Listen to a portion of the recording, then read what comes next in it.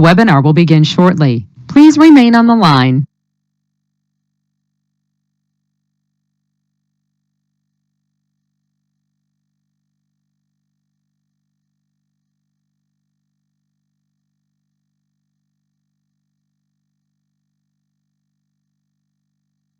The broadcast is now starting. All attendees are in listen-only mode.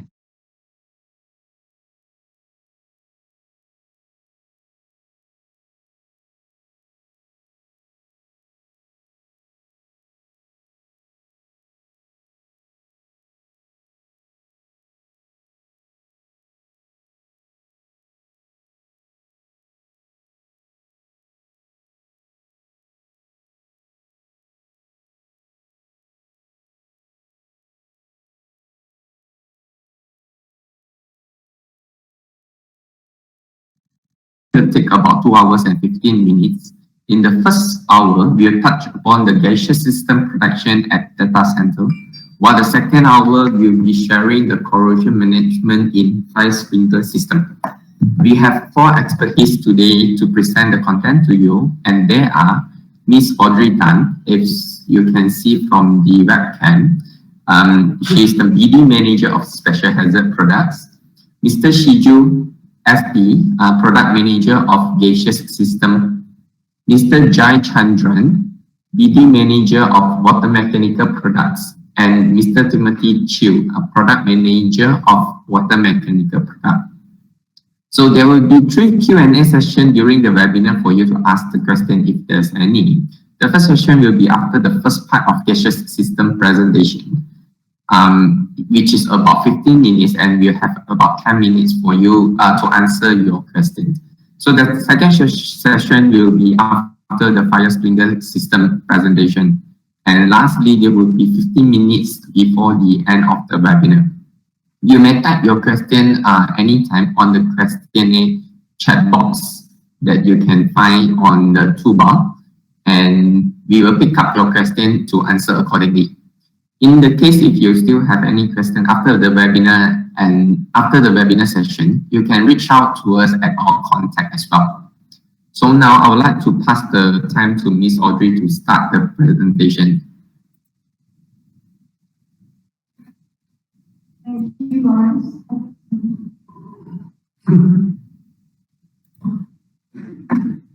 Thank you, Lawrence. So I'll wait for the slides to come on. Okay, great, it's coming on.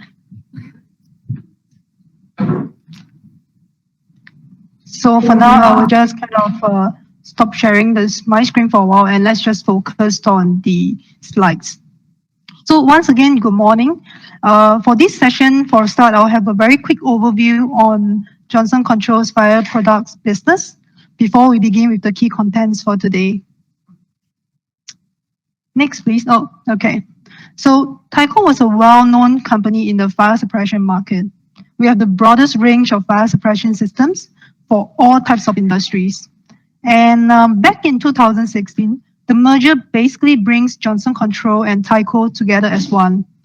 So that kind of brings Johnson Control, or rather the new Johnson Control, in a strong position as a one-stop solutions provider for all building requirements. So from HVAC to energy storage, from security solutions to fire suppression requests, you name it, chances are Johnson Control will have a solution for you. Next, please.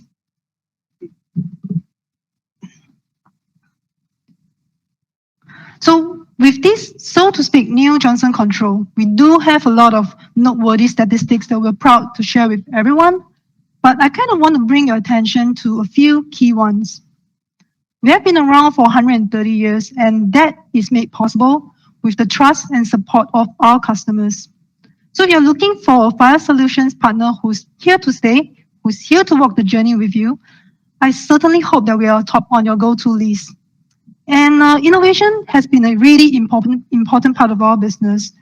So as you can see, we have more than 8,700 active patents spanning across all of our business units. We aim to constantly improve ourselves and be relevant to the ever-evolving business and technological needs of our customers. Globally, we have 4 over million customers who trust us with their stakeholders' well-being, sometimes even with their lives too, considering that we are kind of in the fire safety business.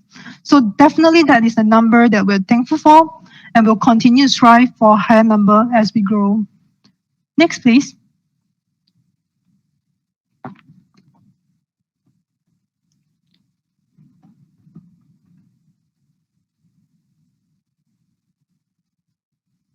Do bear with us for a while.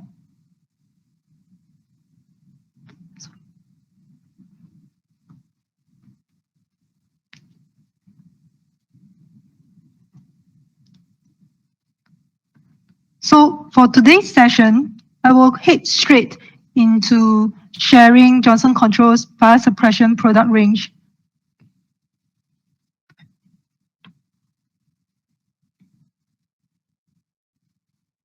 Next, please. Okay.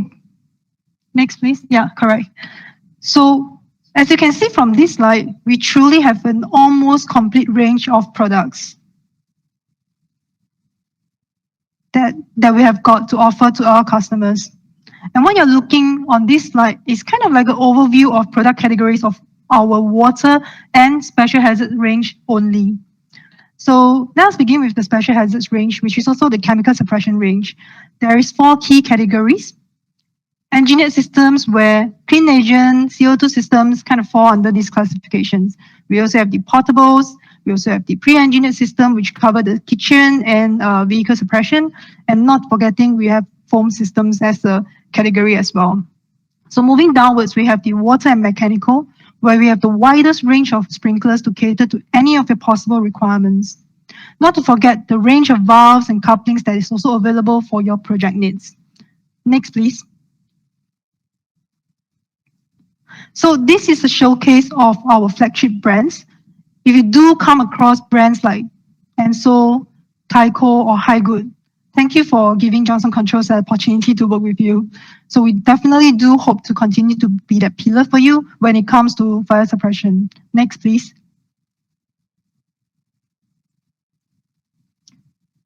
So these are the verticals that we are currently in.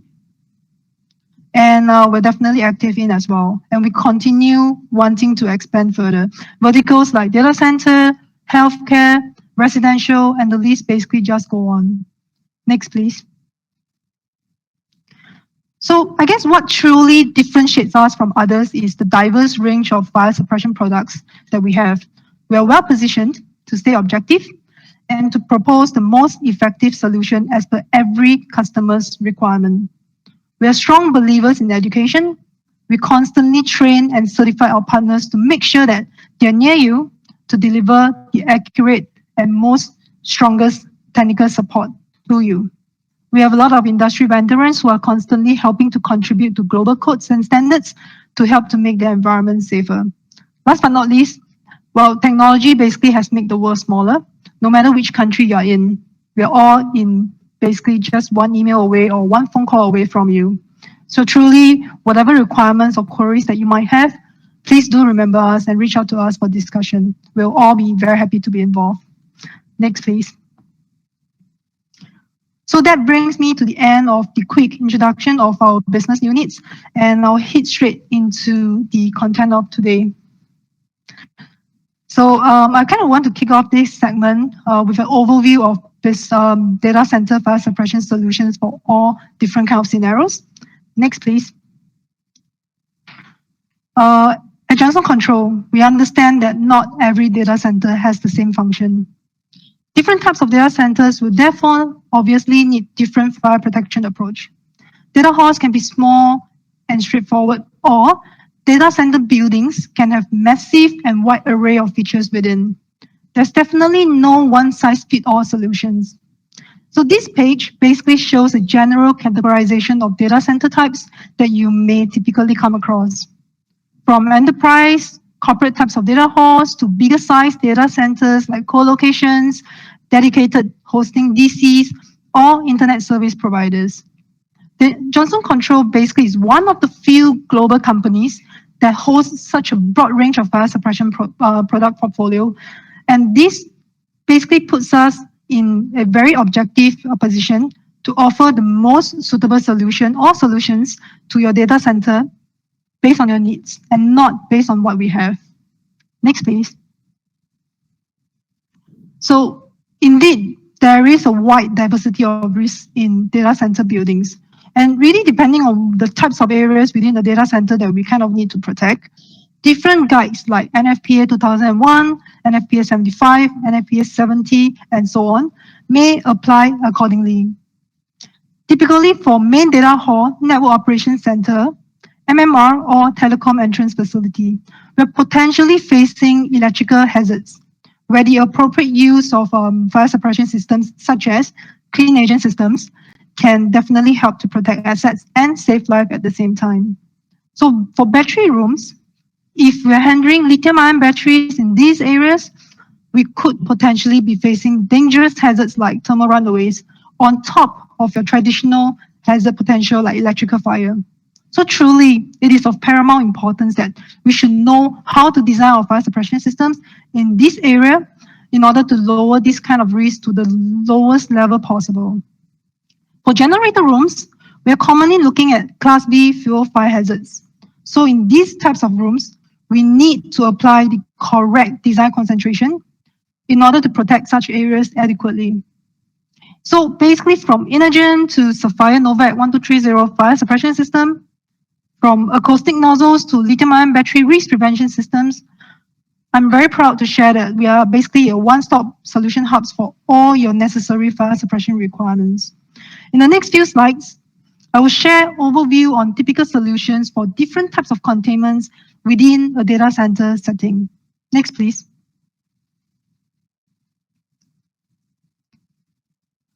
So in my last slide, I did mention that for main data halls like server equipments, hard disk storage equipments, cabling infrastructure, or basically high-value assets, high-value equipment assets in general, pardon me there, we are typically facing electrical fire hazard risks. It is not uncommon to run into situations like wire overheating that translate into a fire scenario eventually. We all know how undesirable it can be when such equipments are damaged, incurring massive value losses, and possibly even larger revenue disruption if businesses are forced to come to a standstill due to these damages. In some worst-case scenario, it might even result in a government fine, maybe a bad reputation for a long time to come. So therefore, clearly it is a huge no-no for such areas to be down at any time. For such containments, in order to protect such assets adequately, clean agent fire suppression systems are usually deployed. And for us, we normally will advise customers the two best solutions to protect these types of enclosures. Total flooding application with Inogen or Novak 1230 Sapphire. So if you're looking at small size rooms, customers will usually consider 25 bar Sapphire Novak 1230 fire suppression system. For multiple to medium size rooms, occasionally bigger size rooms, while 70 bar Sapphire Plus Novak 1230 fire suppression system is ideal in such scenario. For bigger, multiple, or even super-sized data halls, Inogen iFlow 300 bar fire suppression system is commonly considered. And basically in areas where noise sensitivity could be a concern to the functionality of equipments, we will normally recommend acoustic nozzles to protect the assets adequately. So this part, Shiju will expand further on the importance of this topic in his segment later. So I won't do a spoiler for you here. Next, please. Okay, on this slide, we have the MMR and telecom rooms. You'll notice that we are looking at basically the same solution to recommend. And again, we are looking at options depending on the size and numbers of rooms to protect. So from 25 bar Sapphire to 70 bar Sapphire Plus or Inogen iFlow 300 bar system. They are basically all possible and fitting solutions to protect these rooms. Well, you may notice that we have included acoustic nozzles in these rooms as consideration as well.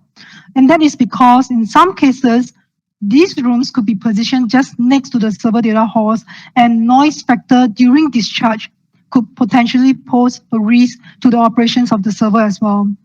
And obviously, in cases where we are definitely sure that the location of these rooms are not the noise-free, standard nozzles can be considered. Next, please. So, transformer and generator rooms. For transformer rooms, we are looking at Class C electrical fire risk. And for generator rooms, this is something that is slightly different.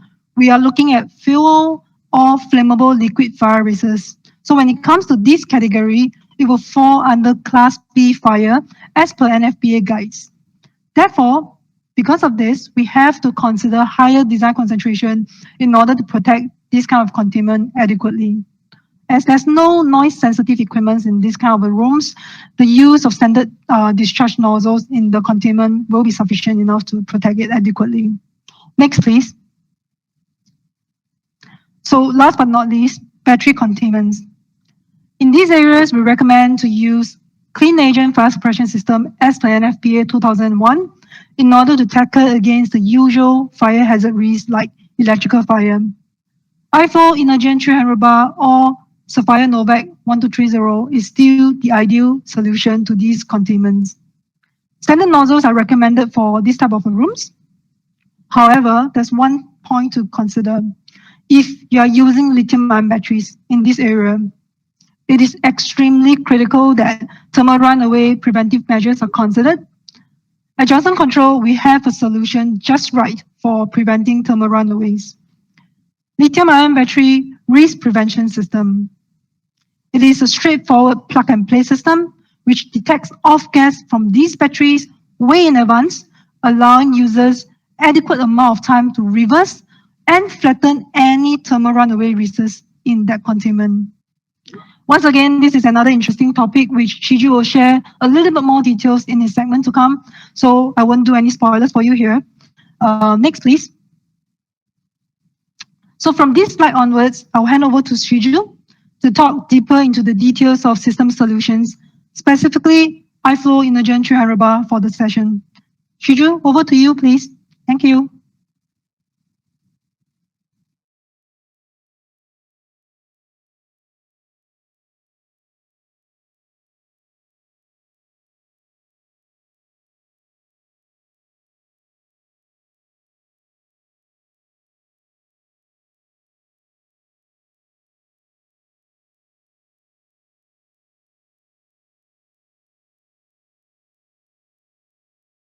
Oh, thanks, Lawrence. Okay, so thank you so much. So good morning to all. So welcome to this seminar. Thanks for Audrey for giving a brief introduction about the Johnson Controls and our different solutions. I'm going to be talk about iFlow technology and followed with acoustic solutions, which is very critical for data center. And I will talk about a little bit about lithium ion solution and in a separate presentation. Plus a brand new launch from Johnson Control, which is remote connectivity. So let's start with the technology. Okay, Lawrence, next slide, please. Thanks. Okay, so you're all familiar with the cylinders. Okay, and like 15 years back, 150 bar cylinders are quite famous in the market. So now then followed by 200 bar. Now the latest cylinders are known as 300 bar. Why we need to have a different type of cylinders? The answer is here. So if you have a room designed with 150 bar, you may need a 30 cylinders, while if you go with a 300 bar, with 140 liter, you need 10 cylinders. So you save the cost, you save the manifold cost, you save the number of hoses cost, you have a check valve hose, and space. So footprint is going to be much lesser than 150 bar cylinders. So that market trend now is it's a 300 bar, and because it's not only because of space, it's also give a lot of space, a lot of cost saving to the customer, not only to the end customer, contractors, distributors, the total chain. The next slide, please, Lawrence.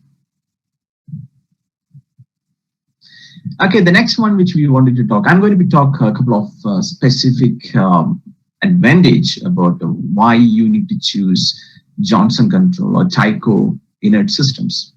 Rather than everybody talk about cost, approvals, and something, I wanted to talk about something like unique features which we have it in with our system. The first one is pressure reduction. So if you're familiar with a inert system. A typical inert system will have a cylinder, which I explained in the previous slide. Then it is a valve, then followed with the manifold. Then there is a reduction unit and a distribution pipe. That's what you can see in the first slide, in the first valve. Lawrence, if you can move your cursor to the first one, that would be great. Yes. So the second picture you can see basically called I-flow system. So what is the difference between these two valves? If you look closely, the second valve, which is I-flow valve, which is a patent valve from Johnson Controls, do not have any orifice units. So where is this orifice unit goes? So what is this orifice units? These orifice units basically reduce the pressure, which is 300 bar or 200 bar, to 60 to 70 bar. So typically these orifice units will be connected in distribution line and in other way manifold line. So any equipment which is between valve to the manifold has to be very high pressure rated. That means manifold, typically if you see 300 bar system, the market says, or our competitor says basically, oh, you must have a schedule 160 pipe. Because yes, they are right. It's nothing wrong because the pressure is 300 bar. You have to test the manifold into 450 bar. So you need a schedule 160 very thick pipe for installation, and it is very important for a safety point of view. While I-flow valve, it is entirely new technology, which is have a orifice inside the valve. That means when the valve open, the pressure will be constant and the flow will be a relatively constant, is known as around 60 to 80 bar to the manifold to the distribution pipe. So that's the difference basically. So what is the advantages if you go with the I-flow valve? The major advantages is your manifold you can design either schedule 40 or in some cases schedule 80 design. So which you can save a lot of costs in terms of installation. Again, this cost is not belongs to us, it belongs to you. So moving to the next slide, Lawrence. Yep.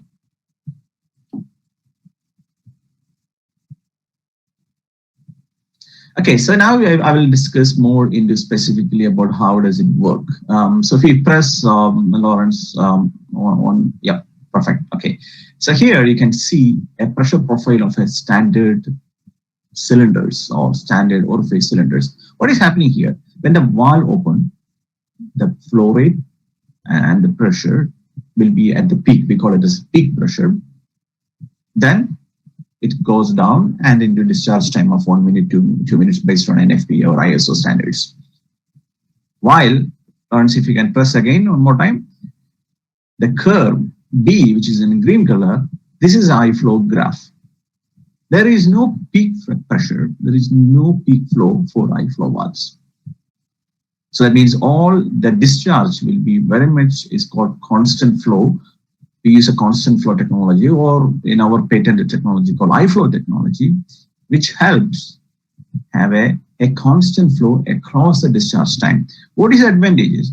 So there is no peak pressure, there is no peak flow. So your pipe size will be smaller, and your pressure, so your pipe pressure rating can be smaller.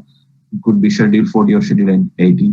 Then the last one is basically it's a pressure windings. Pressure winding also can be smaller because there is no peak flow. So that's the biggest advantage if you go with a constant flow technology.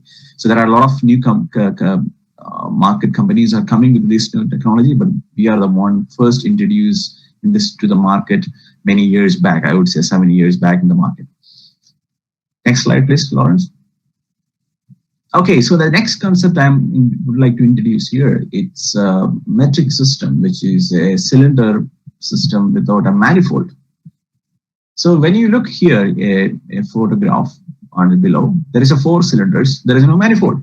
You can see the first cylinder connected to second cylinder connected to third cylinder connected to fourth cylinder. There is no manifold, and from the fourth cylinder, you can connect directly to the pipe. So no manifold. There is a cost saving over there. Let's look into the next slide actually, so that will be more interesting. Okay, next slide, Lawrence. Yeah, great here. Okay, so here, so it's just a 4 cylinders. So there's some customers say, hey, 4 cylinder is a very small system. So here it is, 8 cylinders. 8 cylinders, no manifold. So basically, left-hand side against the green color, the right-hand side you can see the color, and they can join with an adapter. So 8-cylinder, no manifold.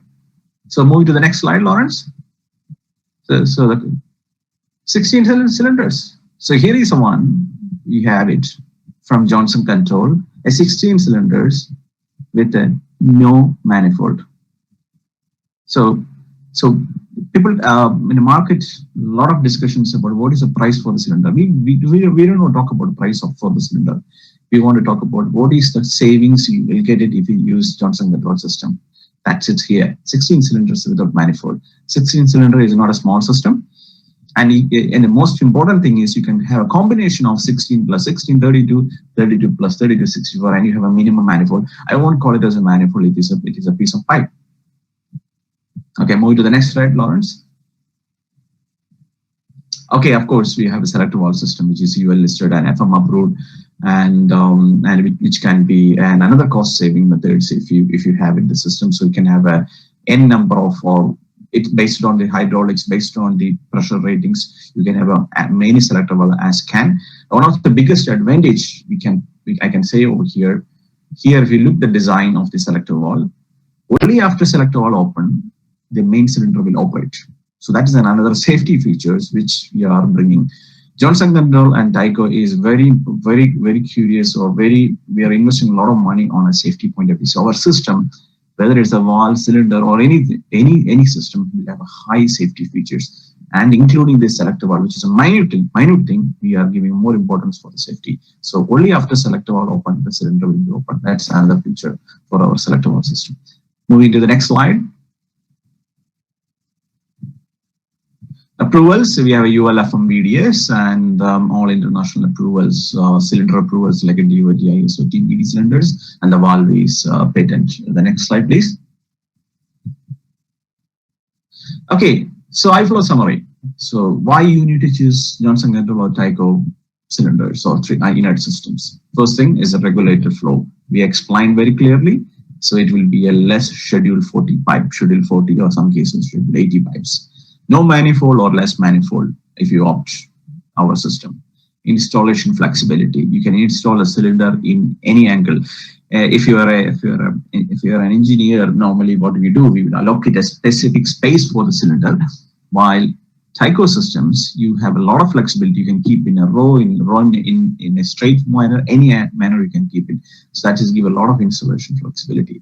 Of course, because you are choosing 300 bar, you will have a less cylinders than before. So overall, it is going to be a cost saving and more space saving for you as end customer and contractors. So that's a bigger advantage. And this is a summary. I wanted to say the 4 points, and with the 5th point of cost savings. This is the 4 point you need to consider when you choose any inert systems. So that's what we need to be present on over here for inert. So Lawrence, then let's move to the next one. Great. Okay, so here it is. So the next question about this is our hot topics nowadays. Noise in a data center. People talk about a lot of decibel values. Okay, hard disk crash and everything. So let's go to a little bit more dive on this. Okay, next slide, please. Okay. If you search in Google or any social media, or maybe any search engines, you have many news. Data center fire suppression in the news. Okay, there is discharge happen in a bank. Suddenly, all hard disks stop to work. There is a discharge happen in a data center. All hard disks stop to work. Microsoft has an outage. You might have heard a lot of time in recently. So there are many incidents. So a couple of incidents which is available in the public media or in the search engines. I'm just presenting here. All these 3 incidents. So we realized that there was a fire suppression system discharged because of a fire event or because of some other event. And all hard disks either crashed or stopped to work. The worst one was the bank in Romania, which is basically literally shut for 48 hours or more because their data was not able to recover. Imagine you go to a ATM, take a money, and suddenly a bank data server is shut. and have no idea about whether you withdraw the money or the money is still there. So it's very sensitive data. So data center data in especially the bank, it's a very, very sensitive area. So and fire suppression system, it's to protect from the fire. And the same fire suppression system is taking away your data, which is a millions dollars worth of data. So there we must have a solution for that. So that's something like Johnson Control is bringing here. Next slide, please, Lawrence. Okay, it's physics. When a gas discharges to a pipe or to a nozzle, it have exit, especially with a small orifice pipe, it exit with a very high velocity, potentially close to the supersonic, and it could be a maybe a very low temperature. Especially inert gases, which is the combination of nitrogen, argon, and carbon dioxide, which is inert or any other gases, when it go pass through a pipe and through a small orifice, which is a nozzle, it creates a very, very high velocity. And this very high velocity, with that, it creates a sound and create a vibration which may not be able to hold for the hard disk. So let's discuss more into the next slide. Next slide, please, Lawrence. Okay, so when a gas released from a cylinder, okay, so it moves through a pipe network at very high velocity. Once that gas exits through a nozzles, the gas generator, it generates a high power, basically, we call it as sound power. The sound power, this is a terminology from acoustic science, or it is from acoustic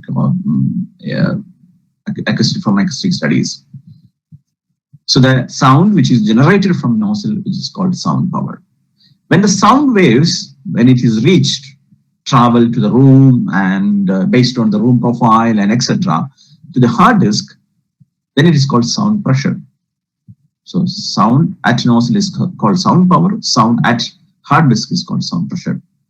This might cause for vibration. The moment a hard disk have more vibration than it is designed, which can lead to loss of data and probably permanent damage. This is what happened all data centers and across the world, especially when the inert systems are discharged or when a gas suppression system is discharged. So then there is a lot of rumor in the market. Oh, this is only applicable for inert. I'll remind everyone, it is not just about inert. Okay, it is a physics. So when a gas flow through a pipe and nozzle, it makes sound. And if the sound is higher than the tolerance level of hard disk may fail. Next slide, please, Lawrence. Yeah. We brand like Ansul, High Good, LPG, and Johnson Control. We are like 100 years old companies, and we have been invested a lot of money about our fire protection business. We absolutely have no idea about what is the acoustic. So what we have done, we have done a partnership with a university, which is in US, Michigan University, specifically about to understand what is acoustic science. And you can search in Google. There will be a lot of paper available from this Michigan University, specifically studying about the hard disk.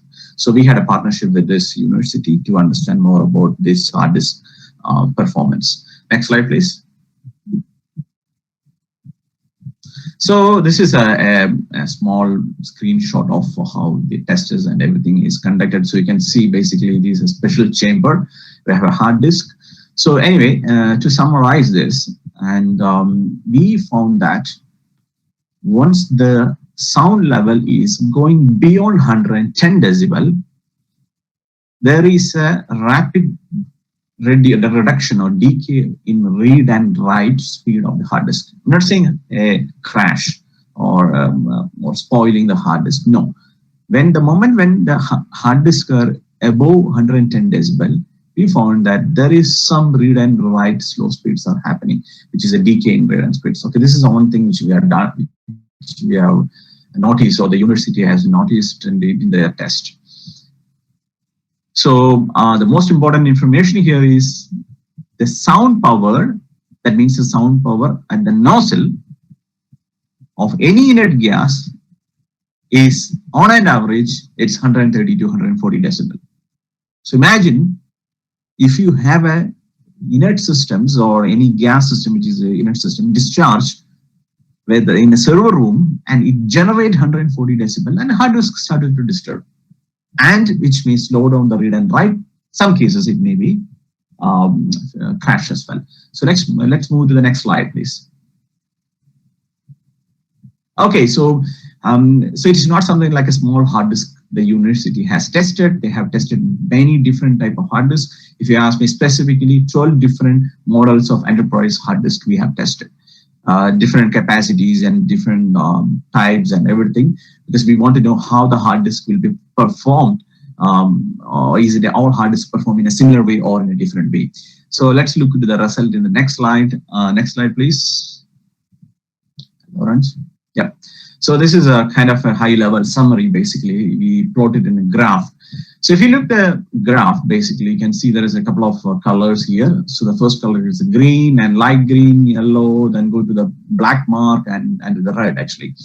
So basically, if it is a green, anywhere in the green or light green, okay, basically the hard disk is working perfectly. And the sound level you can see, if it is a normal hard disk, and that's called vacuum filled hard disk, if it is around 110 value, the hard disk is not really disturbing. It is perfectly writing and reading. So if it is go to the red portion, basically, so which is something like the hard disk is reduced their speed, which is a 50% the speed actually. And if you look at the black spots on the top actually, so I can see both helium filled as well as vacuum filled. The spot where basically the hard disk is started to reduce their performance below 50%. In other way, most of the hard disk in our study, whenever they went above 120 to 125, there are some hard disks which you can see went up to 130, it's failed. So the truth is, sound disturbed the hard disk. You can ask any hard disk manufacturer, and they may say they don't have this particular value, or they are not conducted this kind of a testing, or there is no specific standards available currently about the rotating hard disk basically. So that's the reason they may not be able to tell. And this is what we have done, and it is not same as for every hard disk. But one of the unique thing which we have done, which we have seen actually, anything above 110 to 115 value, okay, the hard disk performance will be reduced. That means the read and write speed will be reduced. So we consider, if you design a system, we need to make sure that at least between 110 to 115, so we'll be safe. At least the hard disk will be safe. So with that, moving to the next slide, Lawrence. So yeah. So this is a summary, which I have already discussed. Okay, move to the next slide, Lawrence. So we designed a acoustic nozzles, a very specific, unique acoustic nozzles. So when we design this acoustic nozzle, somebody say, "Oh, it is too big." It looks very big, actually. Okay, yeah, it is. It looks big compared to a small nozzle, but it works. That's the difference. Okay, it's not about size. It is about how it works, how it saves the data. It's not about aesthetic. We are talking about millions of worth of data. So when you compare here, a standard nozzle can generate 140 decibel, while our acoustic nozzle can generate 115. And if you keep it in a 1 meter away, our standard nozzle can be generated 134 decibel, while our acoustic nozzle can be 105. And we proudly announce here, we are the only one in the market which has a UL listing. So there's nobody else. A lot of other people claim that actually we have a UL listing, or it is just a plug and play. Actually, no. There is a specific UL code standards which you have to go through the testing, and we have gone through the testing, spending hundreds of thousands of dollars, and we got this approval. So that's the reason we are confidently says that our system, our acoustic nozzle, is UL listed and it works for data center, and we have a lot of proven record on that. Move to the next slide, Lawrence. Okay, we have basically two type of nozzles, so 1.5 inch and 3/4 inch, and we also have nozzles for a Sapphire, which is a NOVAC system. Because why we have a nozzle for a NOVAC system, you may ask actually. So there is a generic rumor or common in the market. Oh, NOVAC system or hollow carbon system is a low pressure system, so it may not make a sound. So the may not, okay, may make or may not make, how we can prove it, that's very important actually. So the sound level, I agree, the sound level may not be 140 or 150 decibel. Sound level will be much lower. It could be 120 decibel. But whether it is safe to the hard disk, okay, which we need to, with 120, I would say, no, it's a bit risky. So that's the reason we have introduced specifically a acoustic nozzle for hollow carbon as well, which is Nidec system. And yeah, we have two sizes, as you can see in the photographs, and all are UL listed. Moving to the next slide. Moving to the next slide, Lawrence. Yeah, great. Okay, so now I got a reports, or I got a testing results. What is the tolerance limit of hard disk? And I have acoustic nozzles, and I have a UL listing. The next question you can ask me: so if I buy your acoustic nozzles, so can I safely say I am safe? My answer is no. That's not a right approach. There is engineering is applied for everything. So if I buy my nozzles, and you can ask a question to me, hey, how I can make sure that the sound level is below the threshold limit of 110 or 115 decibel? That's a natural question. And how you can prove it? Oh, so maybe I will say to you, there is only one way to prove, okay, you have to do a live discharge test for every data center, which is impossible because it's an expensive method to do it. So we can understand the customer feedback. We hear the customer voice. So here is a technology here is a software we have introduced. When a nozzle discharge in a data center or in a server room, the sound will go to the entire data room, and it could reflect. If the path may be straight, the path may be different. But when the sound level is, especially the vibration level is high, the hard disk is started to fail. So how we know basically whether this nozzle is safe for my hard disk? Because I am talking about one nozzle data. My all the research data is and everything, 1 or 2 nozzle data. In your data center, it could be many. It could be maybe 30 nozzles or 20 nozzles. And how you prove that? Because it's discharged at all at the same time in 2 minutes. How you prove that hard disk is safer? And what is the sound level at the hard disk? So that's the way we have developed a software, okay, which is I'm going to show on. So basically what we are trying to do here is we measure a couple of points here. The first point is what is the sound level at nozzle, which we know very well. What is the sound level for the nozzle, which is our data says. Then what is the distance between nozzle to the hard disk? Yes, we can estimate, or we can ask the client, okay, what is the distance, approximate distance? Okay, next point, what is the material in the data room? Is it a concrete wall, it's a brick wall, or something else? Because that is important for the sound reflection. So all these parameters, and flow rate is also matter, because flow rate is differ the sound level. All these parameters, if you have it, and you can do an analysis, which is called acoustic analysis. So next slide, Lawrence. So we've developed a software which can predict what is the sound level for your server room before you install in a design stage, like what we do for design of the fire protection system and the hydraulic calculations. At the same time, you can do a sound level analysis. So my request to all audience here is, if you go for a sound, you should ask a simple question. Okay, you have acoustic nozzle, great. So you have tested with the one nozzle, great. I have 5,000 meter cube of room. I need a 40 nozzles, acoustic nozzles. Can you tell me what is the sound level in this room if I use this many nozzles with your system? Can you predict it? Because it's an analysis. Can you predict it? And confirm that the values will be 110 or 115 so that my hard disk will be safer. Only Johnson Control can provide this data with the authentic data with the software reports. So we developed a software with the university, and if you work with us, you will get this report, and you can submit this to the end customer saying that this is going to be the sound level in your data center. This is something like a value addition we are giving to the market. Moving to the next slide. Okay, so this is something like a screenshot of the what the software say. Basically, you can see a complete report. It will show you what is the sound power, and it will show you sound pressure and the complete data, whether it is. You can see the values here, 91, 88. So in a different frequency, what is the values are getting actually. So acoustic calculator. Yeah, moving to the next slide.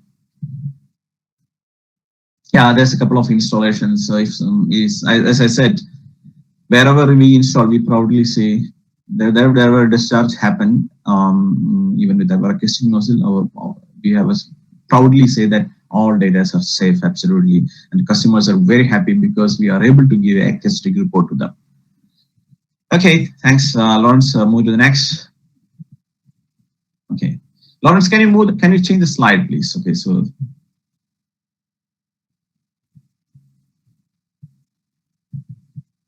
Lawrence, can you bring the other slide?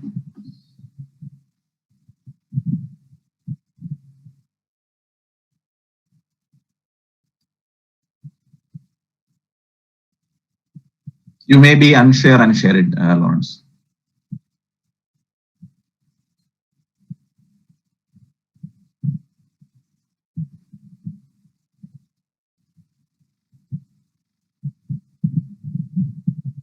Sorry for a short technical glitch here. Be patient.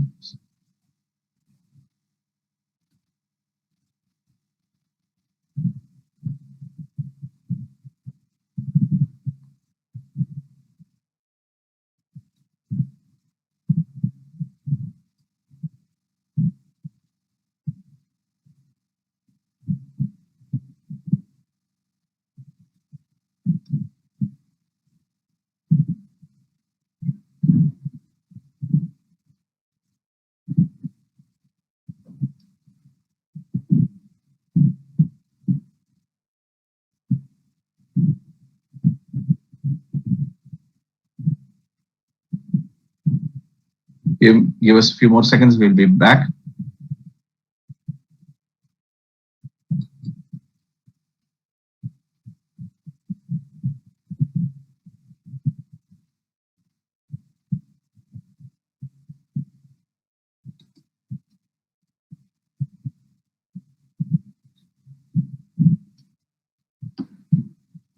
Yeah, thanks, Lawrence. That's perfect. Thank you. Okay. Okay, so can you go back to the previous slide, Lawrence? Yes, perfect. Okay, so lithium ion, that's something like a hot topic nowadays. Every week we are hearing some disaster, some incident across the world, and it is an issue. It is one of the latest technology that's going to be the future. That's going to be the renewable energy in the future, next 5 years or 10 years, whether it is Singapore or Southeast Asia or across the world. The lithium ion is going to be a key play across the world. However, this is a great technology. It has a high risk. So a couple of incidents I wanted to highlight here. There is an incident which has happened in the US in 2019. They have a container, and container have a lithium ion battery. They call it as ESS, basically energy storage devices. And there was an incident, 80 firefighters injury. So I don't want to explain this is more actually. In Korea also there was many incidents, and in Europe also many incidents. It all clearly says that we have a lithium ion is a great technology, but there are more issues with the lithium ion because the fire is, if the fire started for lithium ion, it is very dangerous. So let's watch a couple of short videos. Lawrence, move to the next one. Yeah. So this is a video from YouTube, which is available actually. So you can see there is a small smoke started, and it's getting in a big fire. Then it's explosion basically. And on the right hand side, you can see after the fire actually, so how the building is looks like for a lithium ion. So I wanted to call it as a fire. It is explosion. Lithium ion fires are explosion. We have seen many incidents, even in the recent incidents in Singapore or in China or even the US or in Korea. Wherever it is, basically, once the lithium ion gets into the fire scenario, they call it as explosion, it could be catastrophic damages. So moving to the next slide, Lawrence. This is something like an interesting test. Basically, you can see which is from a lithium ion battery, which is getting into a fire, small. Basically, it's during the testing time. So it is very, very strong fire. It is very catastrophic fire. So next, move to the next slide. Okay, so I have no need to explain more about lithium ion fire. Everybody knows because we have a sufficient incident across the world, basically. Okay. So what we are talking, what is Johnson Control approach here? So what we have done a deep research on lithium ion battery fire. So the first thing, of course, as a fire suppression company, we have done a lot of research whether we can extinguish lithium ion battery fires.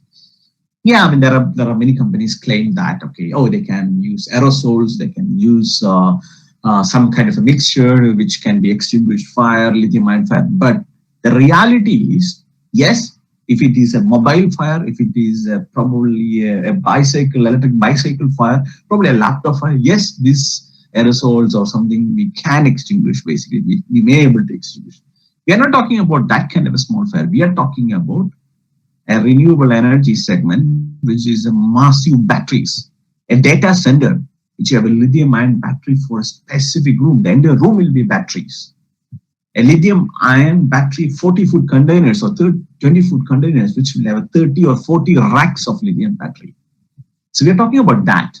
If you get a fire on that, the incidents, recent incidents, 2019 incidents in US, which was in a 40-foot container, all lithium ion battery was inside and it failed. And there was a gas system inside, gas system discharge, it never extinguished. And the firefighters, they tried to enter and it was become an explosion. And like 8 firefighters are still in hospital with severe burning. And the similar incident happened in China last month, which was the most safest lithium ion phosphate battery. 2 firefighters have died in China, basically in a shopping mall on the top floor, because they tried to firefight on the lithium. So lithium ion battery, the reality, it is especially for the mass areas or like containers areas and everything. Once it gets into the fire, it's very, very difficult to extinguish. And we need an extremely different protocol. So Johnson Control has realized that one. So we kind of currently, we are not seeing, or we are not seeing in the market as well, to extinguish such kind of fires. So the only way is basically hours and hours of water throwing into them, which is like civil defense agencies, they throw the water into the lithium ion battery fires and slowly extinguish. And there is a specific way to handle that as well. So Johnson Control approach was actually, okay, for lithium ion, probably we need to go back one step back, which is called early detections. So here is the one. On the left-hand side, you can see a circle. You can see a lithium ion when failed. First is battery failure, battery abuse or failure, then the cell damage. Once the battery fail happened, the battery will start to release off gas. What is off gas? Off gas is nothing but it's electrolyte, which is converting into milk gas. And once the off gas is almost finished, then the smoke or thermal runner will start, then followed by ignition, followed by propagation, basically. So the moment the battery getting the smoke, which is a thermal runner scenario, it's very difficult to go back. And it is a propagation, basically. And it's very difficult to extinguish, in fact.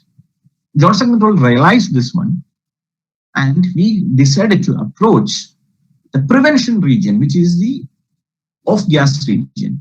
So what is off-gas? It's nothing but it is electrolyte, which is coming up from the battery, which is in terms of a flammable gas.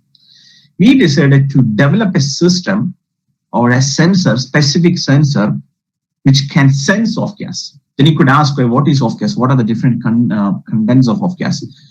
At least 10 to 12 different chemicals.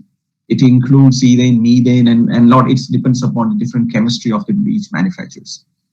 We decided to bring a off gas sensor, which can sense off gas before thermal runaway. So moving to the next slide, Lawrence.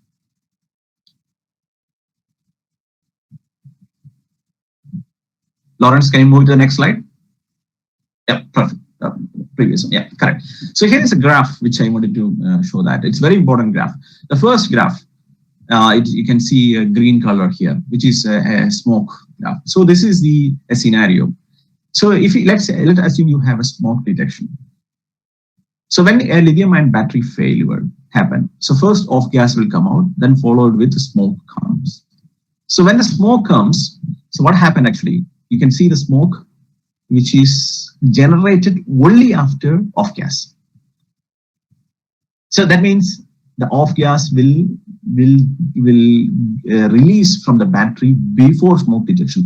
This is the reason smoke detection may not work in lithium-ion battery containers. While off gas will be released at least 11.9 minutes before a smoke detection can happen or a thermal runaway can happen. So if you have a device which can detect off gas, then that is a positive sign. So that's what Johnson Controls has done. So move to the next slide, Lawrence. So let's go to a simple operation here. So I have a lithium-ion battery racks. Press next, Lawrence. Okay, so I got a battery issues. Okay, so battery got a battery failure happen. Okay, next one, Lawrence. So basically, prior to thermal runaway, off gas will be produced. Okay, so next slide, Lawrence. Okay, so we have a specific sensor called off gas sensor, which will be connected in the lithium ion battery racks, which can sense the off gas and which will send it to our controller, which you can see ANSU lithium ion risk prevention system. You can send to that, and this controller can give a signal to the building management system or to the battery management system to disconnect the battery racks. So if you know the lithium ion battery, the moment if you switch off or disconnect the lithium ion battery, the thermal runaway risk can be avoided. Moving to the next one, next slide, Lawrence. Okay, so batteries are disconnected and thermal runaway has been prevented, but the battery flammable liquid, that means off gas, is already present in the room. So the next step, what we need to do, you need to switch off the ventilation system, and you need to switch off the ventilation system and make sure that all flammable liquids are out from the battery room. Next slide, Lawrence. Okay, in certain scenario, okay, especially the ventilation system, if it is not sufficient as per NFPA or a different standard, okay, the flammable liquid may not go outside completely, and especially flammable liquid or gases, in other way, flammable gases is heavier and it can settle in the room. So in that case, the best approach, what Johnson Controls has recommended actually, to inert that area as soon as possible. What is inerting? Inerting means discharging energen or sulfur with a high design concentration, which is stated in NFPA 2001, and reduce the oxygen level so that the fire cannot be generated. So it's a prevention approach. We are not extinguishing anything. We are approaching a prevention approach. Remember, if it is getting into thermal runaway, we cannot extinguish fire. We are now prevention approach using a off gas sensor. Next slide, please, Lawrence. Of course, I'm not saying that to remove the existing fire detection system, because existing fire detection system, you must need it because there may be another fire called basically the electrical fires and other things which you need a fire detection system. Next slide, please. Okay, so but our approach is very clear. Our approach is a prevention approach. So if you have a lithium ion battery, lithium ion gets into a thermal runaway, that's not a good scenario. And currently, for a massive battery range, there is no fire suppression technology can extinguish lithium ion battery explosions. What Johnson Controls recommends, specifically a proactive approach, which is using a off gas sensing system, which is a lithium ion risk prevention system, which is connected with a fire suppression system or fire suppression inerting system. Approach is very simple. Next slide, which I've summarized that one. Next slide, Lawrence. Okay, okay, before I go to that level actually, so I just wanted to highlight a couple of things here. So the Codson standard, which we are talking here, 9540A and FP855. As you know, whether all global standards, most of the global standards strictly says the batteries, the lithium-ion batteries has to be 9540A. Okay, and we also highly recommend to use 9540A battery, okay, which has a different level of testing, and NFP855, which is the standard for installation of any storage system. So if you look the NFPA as well as UL languages, basically it says 6.2.5 says the temperature at which the cell case events due to internal pressure rise shall be documented. So UL clearly says basically the moment off gas is released, it has to be documented at what time specifically. So that's something like which we are also relating back to our off gas system. Okay, so thermal runaway is something like basically when a battery will be thermal runaway. So this is all specifically talking about UL. Let's go to the FM document, what FM says. Next one, Lawrence. Okay, so FM is even FM data, global property loss prevention data 5-333 says that install a combustible gas detector that will alarm the presence of flammable gas and shut down the ESS. This is what exactly our solution. You can see the wordings are very clear actually, basically, okay, here. So this is what Tyco and Johnson & Controls is offering for lithium ion. Moving to the next slide to summarize. So again, my summary here. So lithium ion prevention system solution. So we are giving a prevention solution using an off-gas monitoring system and sense the off gas as early as possible and shut down the battery, and if it is required, you switch on the ventilation system as well as release the fire suppression one. So that's a lithium ion risk prevention. So this is the best solution available. This technology is been available probably 7 to 8 years back, but it was very classified solution. Now it is open to the market available. If you need any further detailed presentation, this is a very short presentation. In fact, on lithium ion, normally we do for an hour. If you need more details, please feel free to contact us, Jay Chandran or Audrey or the team members here. They will give you more detail on this. So with the time limitations, and I need to go to the next session. Lawrence, next slide, please. Yes. Next slide. Yeah. This will not take 5 minutes, Lawrence, actually. So this is my last portion, which is more important for a pandemic time. So in pandemic time, we are all stuck in home. And what about our fire systems? Who is servicing? Is somebody servicing that one? Can we do something remotely? So that's something we have it from Johnson Controls. So move to the next slide, Florence. Okay, so typically a fire protection system servicing or inspection will have a quarterly one, Q1, Q2, Q3, and Q4, all for quarterly. So every year will be typically 4 months interval or 3 months interval. They will do a inspections basically. Okay, so imagine we have a scenario between a Q2 and Q3 inspection. In between, there was an issue for the fire system, and the system become unhealthy. That means the system is not working, whether it's a water system or it's a gas systems. There's some issues. So what do we do? Move to the next slide, Lawrence.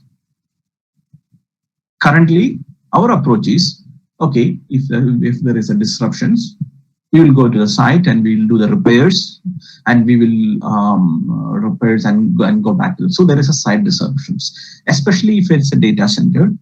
If it is a data center is down because of fire systems, basically, okay, that's not a good sign, and that definitely affect your reputation as well. Why your system is down? Then they may ask, okay, you already done a service in the last time. Why it is done? Because sometimes this happen actually. Okay, even in the inspection interval time, this may happen. So it will be a causes of losses, and you may lose the contract next time. And the end customer may not give a contract to you because you say the last time you have not done a proper maintenance. That's what they say to you, and it could have a lot of losses. So, current approach is basically, okay, we wait for a system to be failed, then we respond, and which had end up with the costly repairs. So let's move to the next slide, Lawrence. Why don't we can sense in advance if you have any issues?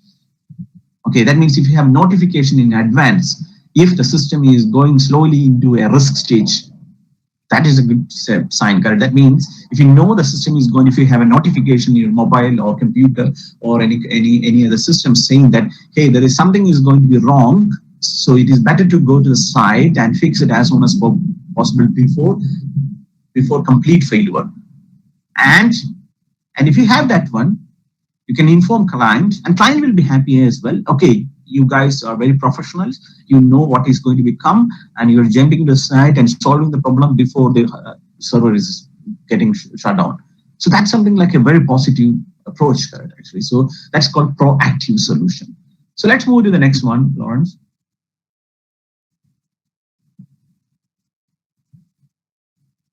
Okay, so yeah.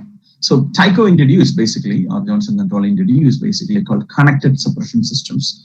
So now we are launching one by one to the market, our gas fire suppression system, our sprinkler system, whether it's a deluge valve or pre-action valve or any maintenance devices, air maintenance devices, or any control valves are have an option to connect with the wireless devices, which can be connected to a small controller, and that can be remotely, you can monitor. That means based on the settings, you can have a message, in advanced message. Okay, even if let's talk about a gas system, even a 0.1 bar pressure drop, okay, you will get like a live data to you. Okay, the cylinder is 0.1 bar pressure drop. Maybe after 3 hours, you can say cylinder is 0.2 bar pressure drop. So you will get like every hours or every 30 minutes, depends upon what you want. Actually, you will get a full data so that you know what is happening in the system. So if anything goes wrong, nothing will happen drastically. Everything will slowly happen, whether it's a water mechanical systems or gas system. You will get advanced notifications because we have a sensors, different type of sensors. For gas system, it is basically about the temperature and pressure sensor, very high accurate sensors, and the similar way for the sprinkler systems. So move to the next one, Lawrence.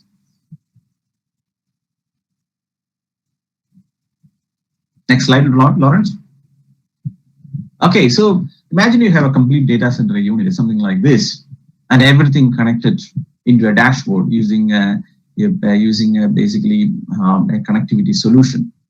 Okay, and then it go to the JCA cloud and a dashboard. So a data center, you can simply manage fire systems using a simple monitor and or mobile. A simple IoT solution, and especially if you are missing a inspection, especially in pandemic time, if you're not able to go to the site to inspection, you can still make sure that your system is in a healthy condition. The technology is very simple. It is a sensor and a gateway, an IoT solution to go to the JCA cloud, and you will get all data, basically complete dashboard. The next slide, which shows the complete version of dashboard. Next slide. Yeah, this is a complete dashboard for a different type of systems. Basically, on the top it is a sprinkler system. On the bottom you can see basically it is all gas system. So this is something like it's a future. It's IoT technology, as you all know, it's the future, and it's very especially for even pandemic time as well, because we are not able to decide. Yes, still you can make sure that it can be remotely monitored. Yeah, and with this, my presentation is over, and thank you so much. Thank you, Shiju. Thanks. Okay, in the lieu of the schedule, we have got some questions here. We'll reply to you probably end of the session, or if it depends on the time, and if not, then we will also reply it separately through email to you guys. Right? So sure. So right now, let us move to the next session. Okay. Right, Lawrence, can you hear me? Yes, can. Jai will start the presentation on managing corrosion. All right. Right. Thanks, Lawrence. Right. Thank you, Audrey and Siju. It was indeed a very comprehensive presentation on the solutions that is offered by JCI for the protections of our data centers. And once again, I want to thank you everyone for joining us today for today's webinar on fire protection to modern data centers. Yeah. Now, in the second segment of the webinar, me and my colleague Timothy will be sharing on the corrosion management solutions from JCI. Now, this is very important, especially for mission critical facilities like data centers, where the business interruptions are caused by repair works. Yeah, and from these repair works are generally by, or rather from corroded sprinkler pipe work, which can be time consuming as well as costly. Now, before we go on, please allow me to briefly introduce myself and my colleague Timothy. I'm Jai Chandran. I'm the Business Development Manager for Water and Mechanical Products, whereas my colleague Tim is a Product Manager for the same product family, and both of us are covering Southeast Asia region, including Hong Kong and Taiwan. So here we are today, happy to share with you on the real problem facing the fire sprinkler systems, which is corrosion, and how we can mitigate, and of course the solutions from Johnson Controls, which we are very excited today to present to you. Right. So without further ado, let's move on to the presentation proper. Next. Right, on this part of the segment, which is the corrosion management solutions, we'll be covering these topics such as the, firstly, of course, understanding corrosion and its risk. My colleague Timothy will be sharing with you all on the corrosion in wet pipe sprinkler systems and dry pipe sprinkler systems, as well as the solutions from JCI. And after the end of this segment, we will have a Q&A session. I would really encourage each and every one of you to join us, participate in the Q&A session, whether you have questions or queries on the solutions from the earlier segment, otherwise in corrosion management solutions. Next. Now, when oxygen corrosion takes place within a fire sprinkler system, it actually produces two results. Firstly, it creates a physical pit on the pipe wall where the corrosion reaction took place. Next, it produces iron oxide debris, which we call it hematite. It is actually a byproduct of the corrosion reaction. Now, these clogging debris can actually restrict water flow and plug sprinklers. Hence, the water flow coming out of the sprinkler decreases, which will affect the intended performance. Next. Now, with reference to NFPA, it is discovered that the sprinklers are 96% effective when in operation. So what are the causes for sprinklers to fail in their system? Firstly, it is found that about 51% of the water did not reach the fire source. Secondly, in 30% of the time, there's insufficient water being discharged from the sprinkler heads. Now, all these could be caused due to clogging or the debris otherwise leaking in pipes, which is a result of corrosion. Next. Now, these pictures basically show us the results of sprinkler pipes affected by corrosion. Now, the left picture, let's begin with the left picture. Now, the left picture shows us galvanized steel dry pipe mains. It is partially filled with corrosion byproduct debris, which I've earlier shared, known as hematite. If you look at the center picture itself, it is actually a picture showing black steel branch line, which is at the high point where air was being trapped. It actually looks like a sludge or yellowish mud. Now, the picture on the right itself, again, is a picture of a galvanized steel dry pipe main. This picture of a pipe was taken from a library after 3 years of installation. Yeah, so the main pipe itself was one-third full with trapped water. And if you look at the top side of the pipe wall, yeah, the white material is actually zinc hydroxide, which is produced from oxygen corrosion of the zinc layer. Whereas at the bottom side of the pipe wall, you can see the brownish, reddish, orangey substance. It actually indicates that corrosion has actually penetrated the zinc layer into the carbon steel. And the other whitish lines, or rather it is actually the arch water lines. These are actually from the condensate rolling down the side of the water, rather down the side of the pipe as water vapor recondenses. This is actually a result when the pipe cools down at night. Next. Okay, moving on. This picture itself actually shows us the debris that was being removed from a pipework installed in a nursing home. After many years of having the pressure maintenance compressor adding oxygen into this dry pipe system, the mains actually become clogged with iron oxide corrosion byproduct.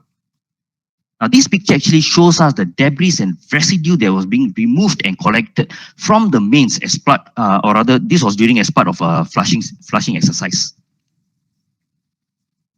Next, please. Right. Now look at the corrosion risk. Basically, there are four main types. Yeah, corrosion in fire sprinkler system creates risks. Although leaks can damage the building structure itself and the building contents, the most expensive risk may be in the interruption of businesses. This is particularly true in mission-critical facilities such as data centers, retail operations, healthcare, aviation, etc. Yeah. So over time, the degradation of the sprinkler piping causes, or rather degradation of the sprinkler piping creates more resistance to water flow, and the buildup of the debris over time can actually clog the sprinklers, preventing control of the fire. Next. Now, the facility and sprinkler risk spectrum will give us a broader picture of what type of facility and the sprinkler systems faces, and the sprinkler systems that faces higher risk in corrosion. It is ironic that the water-based fire sprinkler systems, which are most vulnerable to corrosion risk, are the ones that protect the most sensitive facilities. Galvanized double interlock fire sprinkler systems in data centers are the most prone to oxygen corrosion. It will be far less risky to use black steel piping actually. Now, in fact, a wet pipe Schedule 40 black steel system is actually the least vulnerable to oxygen corrosion. Right? So if this type of system is not opened up to introduce oxygen, it will in fact last longer. Next.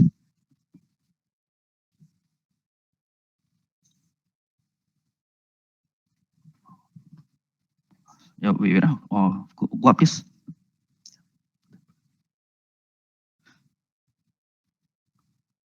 Okay, sorry for the technical glitch. Next slide, please.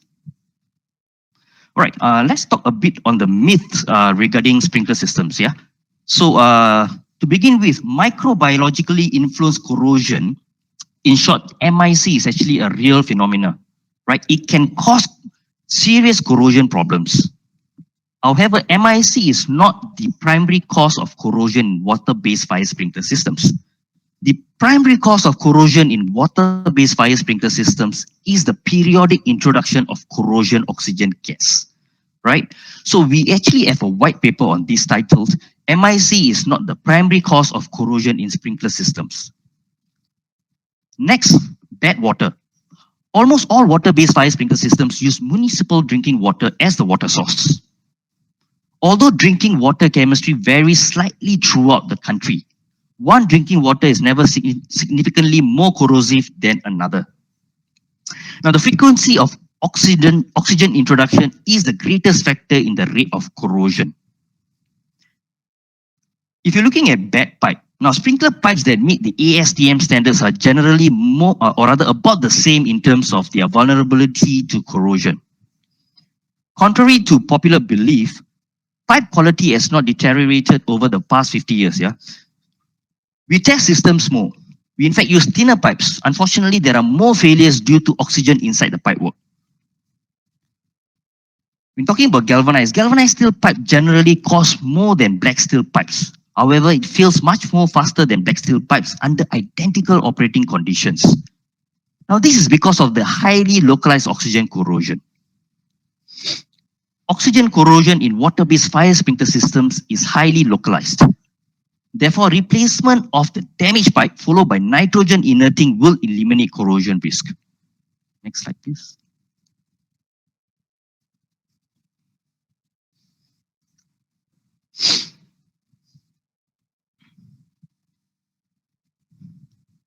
Right, okay, let's move on. MIC, as I mentioned, MIC is not the primary cause of serious corrosion. Bacteria is always present, yeah. But oxygen is the primary cause of corrosion in fire sprinkler systems. bad water, if you're talking about bad water causing leakages in fire piping systems. Now, although all the fire supply water comes from fresh, or rather, I should say, almost all the fire supply water comes from fresh and clean municipal water supplies. That are actually not chemically corrosive, yeah. And the pipe materials used today actually meet or exceed ASTM requirements, which are incorporated in NFPA 13. Now, root cause analysis very rarely identifies material defects as the cause of failure. Next, please.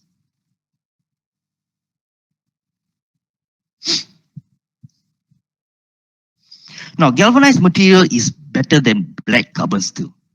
Now, I'm just going to summarize all this myth here. So perhaps the most costly myth of all is that galvanized steel piping performs better than black steel to prevent corrosion in dry pipe or otherwise pre-action fire sprinkler systems. Now, all dry pipe systems trap water. In areas with trapped water, galvanized pipe will fail much more faster than black steel. Now, this is due to the highly localized nature of oxygen corrosion on galvanized material. Pinholes, or rather pinhole leaks, will form in as little as 12 months in areas where trapped water collects. Excuse me. FM Global, still back to the same slide. Now, FM Global has recommended that the use of black steel pipe with nitrogen generator as the source of supervisory gas is the most effective method of corrosion control in dry pipe and pre-action fire sprinkler systems. Next slide, please. Now, let's discuss further on these components of corrosion. In a fire triangle, we understand the oxygen, heat, and fuel are the three major elements. The important thing to remember is take any one of the element away and you will not have a fire, or the fire will be extinguished, or rather combustion is not supported. Similarly, the corrosion triangle is supported by three elements, which is the water, metal, and oxygen. Unlike the fire triangle, the corrosion triangle gives us only one option for water-based fire sprinkler systems, and that is to eliminate the oxygen. Since in water-based fire sprinkler systems, metal pipes and water supply are essential components of the system. Next slide. Let's look into the science of corrosion. Oxygen itself is the second highest concentration gas in the air that we breathe. About 21% of air in the atmosphere is made up of oxygen. However, oxygen is a highly reactive gas. Oxygen tends to pull electrons off other things, and this process is actually called oxidation. Now, when oxygen pulls electrons off a metal, we call this corrosion. Next slide, please. So what are the options to control corrosion? Let us study the different options available to control corrosion. Firstly, let's begin with metallurgy. Now, we can always propose metals such as stainless steel and copper, which you all understand that these are actually, they have actually a better corrosion resistance. However, is this a cost-effective proposal? Definitely not. Because as contractors or system solution providers, we understand that these materials are not just more expensive, but the fittings and installation requirements and tools can be expensive as well. Looking into plastic. Plastics can be an alternative, but not in our part of the region where it is not accepted by codes. Coating on pipes have actually been considered to solve corrosion issues, yeah, but it can actually lead to sprinkler plugging as coating causes fracturing and separation of layers over time. Next, if you look into chemical inhibitors, chemical inhibitors such as anodic or cathodic inhibitors, they're actually ineffective, otherwise not compatible, as actually they only give us short-term solutions. They actually don't give us long-term solutions. So this brings us to a practical solution, which is to remove the corrosive gas, and that is to purge the oxygen. Next.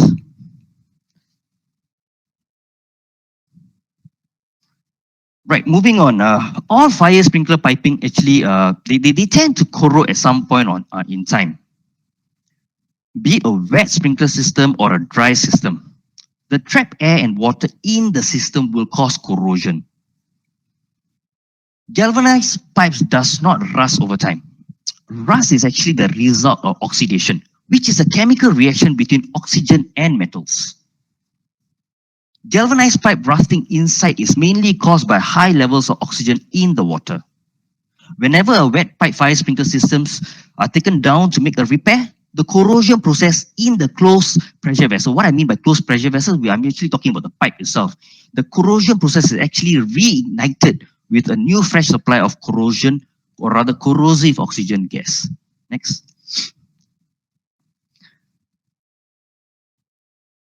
Now, a fire sprinkler system, as I mentioned, is a closed stagnant pressure vessel.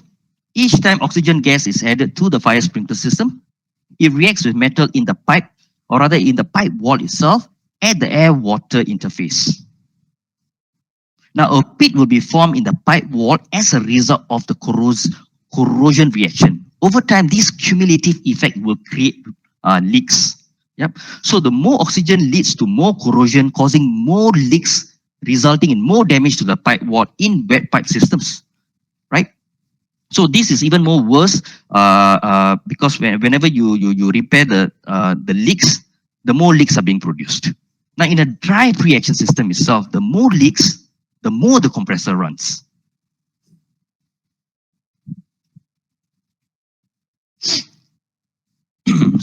Now, this is actually what I will say. The result of this, the more the compressor running will cause the more warm and moist oxygen to be introduced into the system piping itself.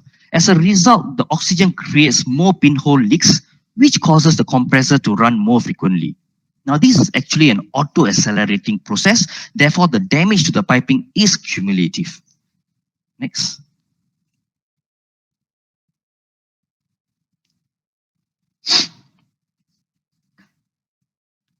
Oxygen gas introduced to a water-based fire sprinkler system will always react completely with the steel piping to cause corrosion. Dry pipe systems fail more frequently because the pressure maintenance compressors provides a constant resupply of the oxygen necessary for corrosion. Furthermore, the corrosion is localized to trap pools of water in the mains. Now, that is where the leaks will occur. Galvanized pipes are more costly. In fact, they are about 30% more costly than black steel. However, they tend to fail more faster. The more often wet pipe systems are drained and refilled, the faster they will fail. Now, let's take shopping malls, for instance. Malls are always performing, or rather often performing tenant modification works. Excuse me. They're often performing tenant modification works, yeah. So, sorry, excuse me. So, what we will experience in this process is that the more often the pipes are being drained and refilled, the faster they will fail. Therefore, every increase in the excuse me.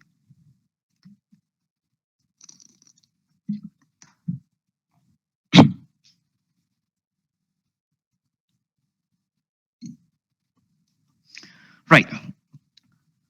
So let me share with you all also on the welded seams, right? So welded seams are also the most common areas for failures in water-based fire sprinkler systems. The heat affected zone near the weld seams is also more prone to oxygen corrosion attacks, yeah? So let's move on. Right. So I hope I've shared with you all on the basic introduction to corrosions and the risk itself. So I'll be, so the next few slides will be actually presented by my colleague Timothy. I'm happy to hand over to Tim. Over to you, Tim.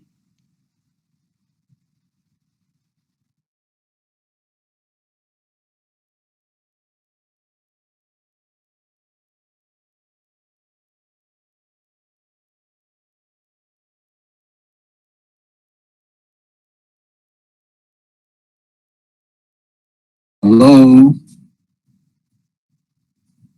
Anybody can hear me? No? Yes, Yes? Tim, we can hear you. Yes. Okay. I wasn't able to unmute myself. You mute me. You didn't want me to talk. No, you wasn't. Hey, Lawrence, quick time check. I guess I have 30 minutes left, is it? Yes, you are right. Oh, okay. So I have the most interesting topic to cover throughout the whole webinar. So 30 minutes may end up 3 hours. I'm joking with you. So I just want to manage everyone's expectation. I'll be covering like 2 topics in whole, which is the wet system and dry system. I mean, I have 30 minutes left. I hope I can cover all. If not, otherwise, I'll just cover the wet systems. And if there's interest on the dry pipe systems that I was supposed to cover, please reach out to Lawrence or even to Jai or me, to understand more about this solution. So I'll just move on quick because I don't want to drag this 30 minutes, extend it. It's lunchtime. Lunch is important. So I just want to just move on with this. So, Jai had a great presentation. He talked about corrosion management, oxygen. If you heard throughout his presentation, oxygen has always been mentioned. So I'm going to cover on wet pipe systems first, how we're going to mitigate corrosions in wet pipe systems. Next, thank you. Just go on, load the whole page up. Yeah, next. All right, I think, one more. Okay, great. So, Jai has mentioned so much about oxygen, right? So, you need to remove oxygen from the system itself, otherwise, you have seen on the triangle itself. You have oxygen, you have water, you have metal. It's going to cause oxidation, rusting. Okay, oxidation is rusting, if you do not know. So what we have to do with it is to remove the oxygen. And, it's through this method called air venting.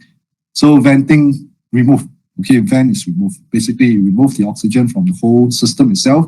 But this method typically is a linear kind of process where, if you remove 20% of the oxygen, there's still trapped air inside, it still corrodes, you see. So it's a linear kind of process. It doesn't remove completely the corrosion. And this is one method that you can remove from the system itself. Another method that is widely practiced in the industry is doing nitrogen inerting. Inert is to, insert. To put it in layman term, insert. Basically, you remove the oxygen and you remove, and you pump in nitrogen as the gas in replacement of oxygen. This kind of method is widely practiced, and this would actually stop corrosion, completely. As Jai mentioned in his slides, the pipes inside, there's water, there's air, it's bound to corrode. Okay, it will definitely corrode and rust. Next, please. So these are some of the pictures that I just want to show you. A lot of people always get the misconception that, oh, look, my pipes, water inside. It won't corrode because there's water inside. It's like in a fish tank. Oh, water cover everything. But they don't understand the fact that if you look at the yellow arrows, the area above the yellow areas, your water does not completely fill the whole pipe. There's a small gap inside the pipe itself that contains oxygen, air. Okay, it's not a vacuum inside your system itself. Okay, there's always oxygen present. So you have oxygen, you have water, you have the pipe, boom. Okay, you get corrosion. Next. So this diagram over here gives you a better picture. As what I mentioned, this is a pipe. You have the, in blue, you have water inside, and you have the air that's being trapped inside the pipe. So do understand the fact that, chemistry, oxygen basically has very low solubility. It's not soluble, not completely soluble in water. Okay, and it doesn't move around a lot when oxygen gets dissolved into water. So what happens is this oxygen, it creates a sludge. Okay, hematite, as what Jai presented in his slide just now. This hematite actually falls to the bottom of the pipe itself, and you see this iron oxide, Fe2O3. So this lug actually falls onto the bottom of the pipe. And what happens is over time, this will actually eat into the pipe and creates a pit. A pit is a hole. In Malay, lubang. Okay, so this is where the corrosion occurs, and this is where the pit actually, a hole cause leaking on the system itself. So the last thing you want is, you have your system starts leaking, water starts dropping everywhere onto your systems. I mean, your valuable, commodities inside the warehouse or so, or the data centers. That is not nice. Next. So some of another misconception is people think that, oh, look, my pipes are always straight, the wet systems pipes are always straight. There won't be air trapped inside because it's fully covered with water.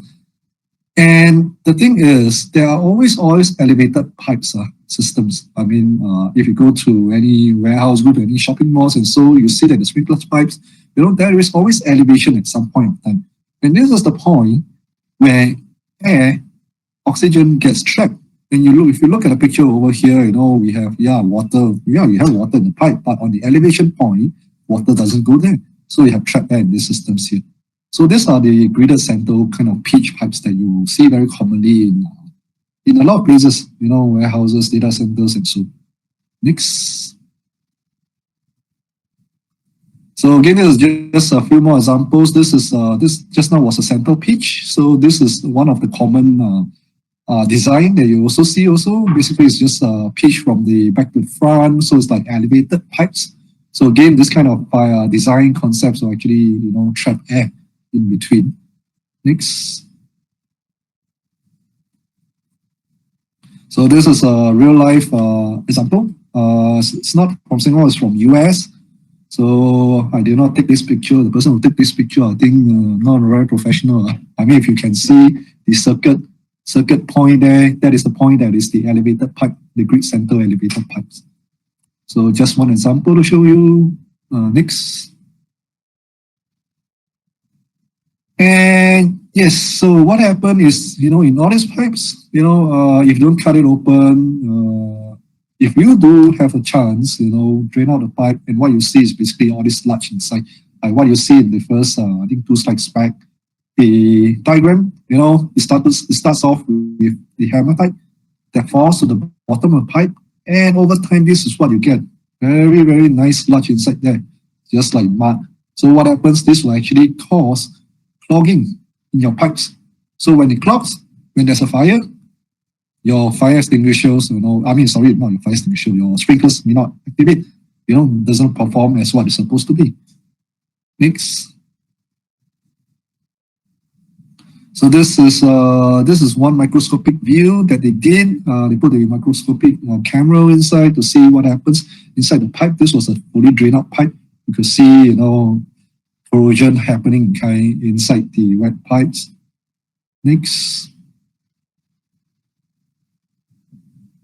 So this is one of the video that they took, after they flush out this kind of those corroded pipes in the wet system. So you could see, you have all the sludge all being flushed out. Next. So basically, NFPA, okay, they did state that, in terms of you want to mitigate corrosion, if you have time, if you like NFPA 13, the book so much, read through it, they mention about venting of trapped air from wet pipe systems as a solution, not to remove corrosion entirely, but to reduce the amount of corrosion. Next. So again, this is under NFPA 13 2016 version. So I highlighted in here, you could actually use allow air to be removed using, automatic air vents, manual vents, and so. Next. This is under the codes. So again, you can, this is again in the handbook. I just want to show you where you could find this under section 8.1.5 and so. So you can't sleep at night, you can go look through this. Next. So not only NFPA 13, FM Global, FM Global, they also recognize that, in order to reduce or to mitigate the corrosion in the system itself, you have to remove the trapped air.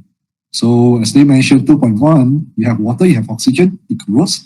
So 2.2.1.8, remove the trapped air, okay, from the system to reduce the corrosion. This is FM Global 2-1. Next. So how do you remove the air? Basically, you remove the air using a device, a component, which is called the air vents. So this is something we sell.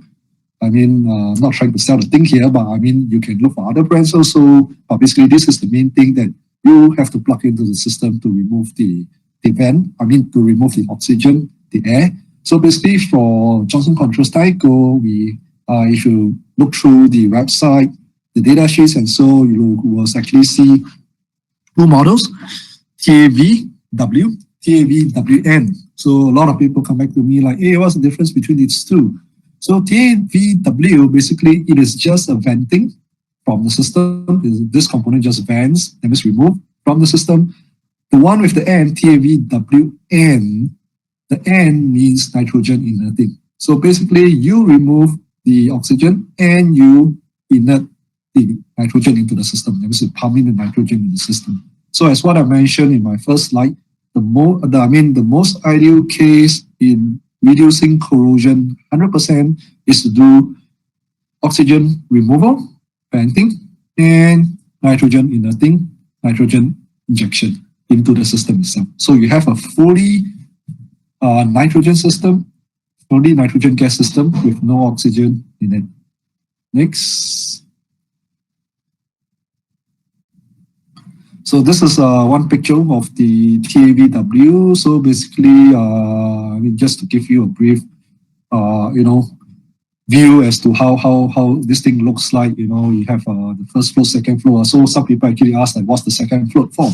Basically, the second floor is a safety feature. In case the first floor fails, you have a second safety floor to actually, still keep this thing going. Because if you only have one floor, if you have a chance to look at some of the air vents out there in the market, some of them, they only have one float. What happens is when the whole float fails, you have water start leaking from this part over here.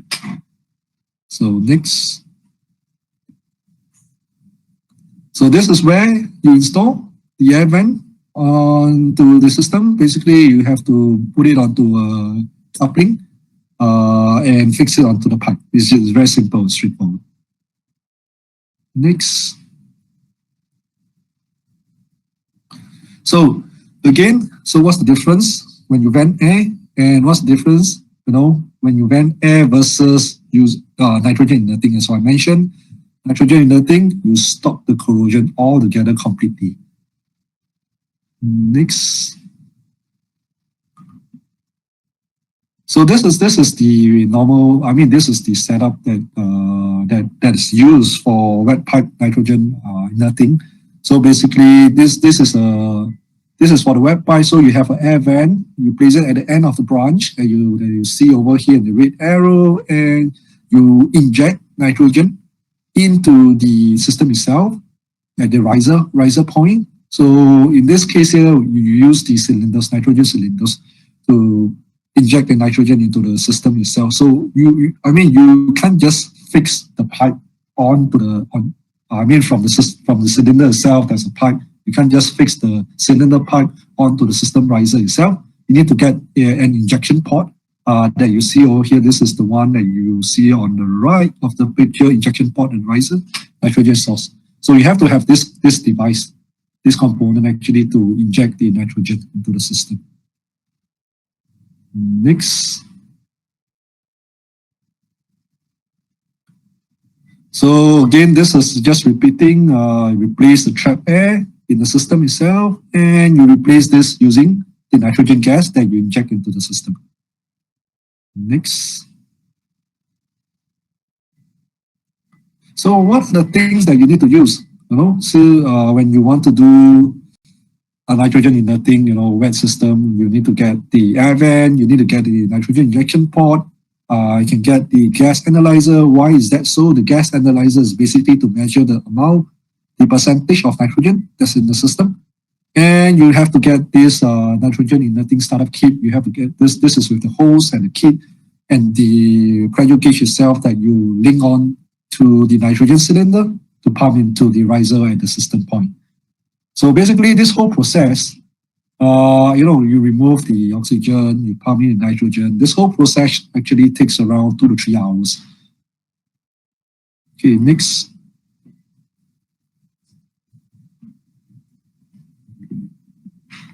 So this is just to show that what the difference between the TAVW and the TAVWN. So I mean this is what you see over here. The additional thing that you see from the previous event, TAVWW, is the additional gas sampling port. As what I mentioned, you need to measure the purity of the nitrogen in the system itself. So you have this additional gas sampling port. So next. So this is just a comparison side by side. What are the difference it is? So my recommendation is to go with the TAVWN. Get a full kit so that you actually reduce the corrosion 100%. I've seen like cases whereby the customer says, let me just try to do the air vent first. In the end, yes, you do the air vent, but corrosion still happens. You see. So just go for a one-time solution, remove the nitrogen inerting and remove the corrosion altogether. Next. So this is one additional thing, if you're interested in, is the corrosion detector. Basically, we have this product over here. It fixes on to the pipe. It measures the amount of corrosion. The corrosion, the amount of corrosion that's happening inside the system itself. So there's a warning. It says that, okay, this system over here, this pipe here is very badly corroded. Please do something about it. So this is one additional detector that we have. Next.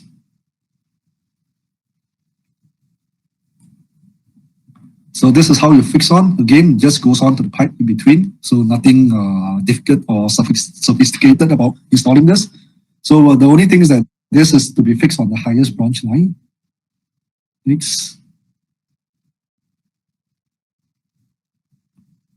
So just some simple pictures to show what's the difference between doing nitrogen inerting. That you see on the picture on the right, you get nice clean water inside the system itself. Most important thing, I think, when we want to mitigate corrosion in the system is we don't want the whole system pipes to be clogged. So in case of fire, the sprinklers can actually activate as it is. Next. So the last part that I have, yes, finally, last part, the dry pipe inerting system. So I'll just go on quickly on this one. Next. So 3 essential things that we need to use. So this is for dry pipe. Previously, I was just talking about wet pipe. Wet pipes, I guess you are aware that wet pipe means that there's water inside. It's a fire sprinkler system. Dry pipes are, dry systems. So basically, for dry pipe inerting, you need to have a continuous source of nitrogen. Same thing, inert. Okay, so you need to remove the oxygen. So basically, this is a fill and purge method. So basically, what happened is you remove the same thing like what you do in the wet system. You remove the oxygen and you pump in nitrogen. The only difference is that we need to have a constant generation of the nitrogen going into the system itself. That's why you see on the left-hand side, you have this nitrogen generator on the picture itself. So that is the cabinet. It looks like a cabinet thing, that is being fed into the system for a continuous nitrogen system. Because why?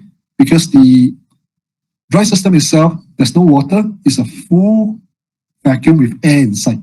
Okay, so basically you need to have constant air inside. Next. So again, all this are according to codes. It's not from me or it's not from Johnson Controls or Tyco. You comes in FM Global. Pressurize the system using a nitrogen generator. You can use the black pipe. Like what Jai mentioned. It is not that galvanized pipes will not corrode. In fact, galvanized pipes corrode faster. This was a study done. So next. So again, NFPA also endorsed this. So you can go and look it up, section 5.1.5.2. Next. So not only NFPA, FM, Lindy Gas, American Institute of Chemical Engineers, you can look all these things up. We are not making up this, out of nothing. You can look at all this, being endorsed, all these methods. Next.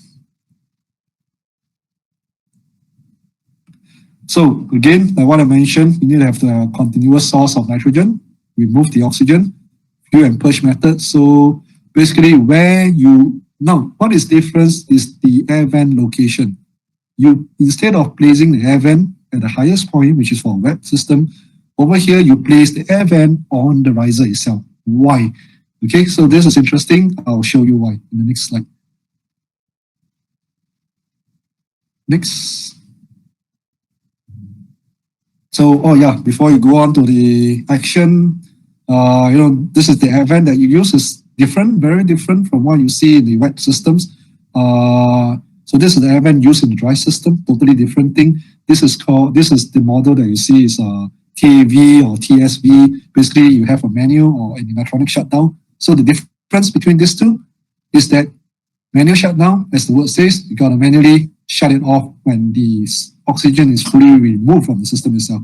Whereas for the electronic shut-off, when the purity of the oxygen is measured to be 0, it automatically is shut off by itself. Okay, so the whole process of removing oxygen, putting in nitrogen takes 14 days. Okay, so next. Okay, so if you're familiar with nitrogen generators or products in the market, and so you'll see a lot of products, from a lot of companies, I don't want to name who, you'll see that a lot of them adopt this method, which is called the constant pressure sweep method. So in this case here, what happened is the air vent is being placed, if you see, at the end of the branch pipe over here, end of the zone. So Lawrence, next please. Yeah, so what happened is the first method, you need to remove the oxygen, right? Okay, so remove the oxygen, you have the air vents there, you remove the oxygen, and you have to pump in the nitrogen. So, but the problem comes here. When you inject the nitrogen into the system itself, okay, the nitrogen is a light air. It's a lightly dense air. What happens? It flows through the least resistance path. It flows on the easiest path. Like for all of us, when we drive, we want to go through the easiest journey, right? Easiest path. So this nitrogen actually flows into the easiest path, which is straight back to the air vent itself, which is at the end of the branch pipe. Next. So what happens to the site?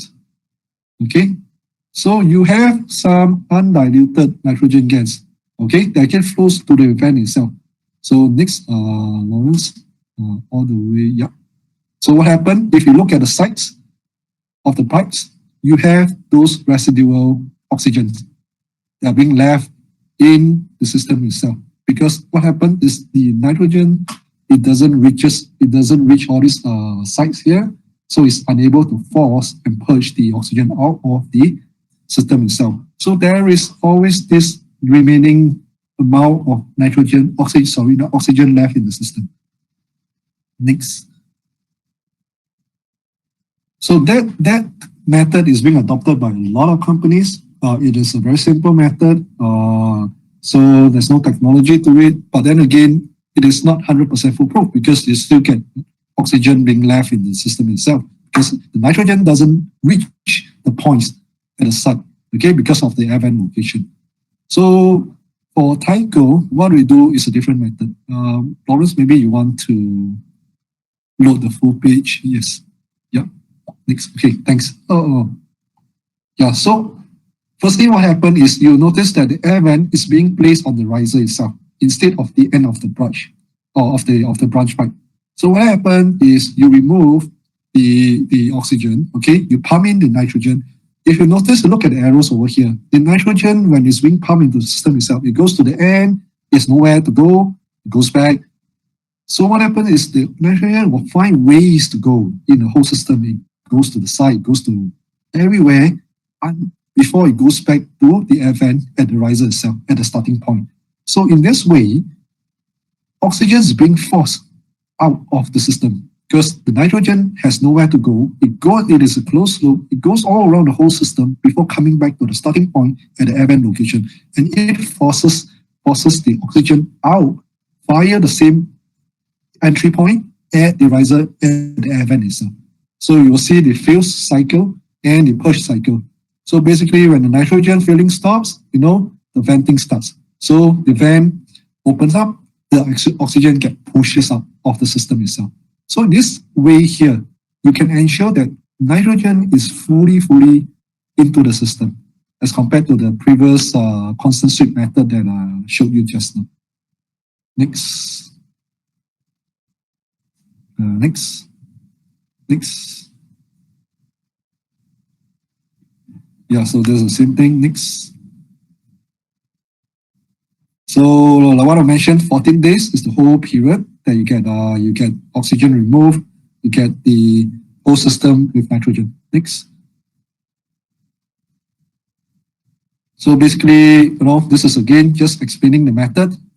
So dynamic mixing of the gas means that you pump in nitrogen, you try to force oxygen out, the fill cycle, the purge cycle. So this is the whole cycle, the sequential of the whole cycle to remove the oxygen, to pump in the nitrogen. It just goes on and goes on for the full 14 days, and you get a complete nitrogen system, nitrogen air system, nitrogen air in the system itself. So next. So this is how we do it. We install the air vent on the riser itself instead of the branch pipes, so we don't need additional compressed air dryers or storage tanks and so. Next. So question will be how do you get the nitrogen? Basically, we have different nitrogen generators. Depending on the capacity, you can have the small ones, the wall-mounted one, you have the skid-mounted ones, or you have the big ones, depending on the capacity. So these things that you see over here, basically, it is a component that generates nitrogen air and fits into the systems.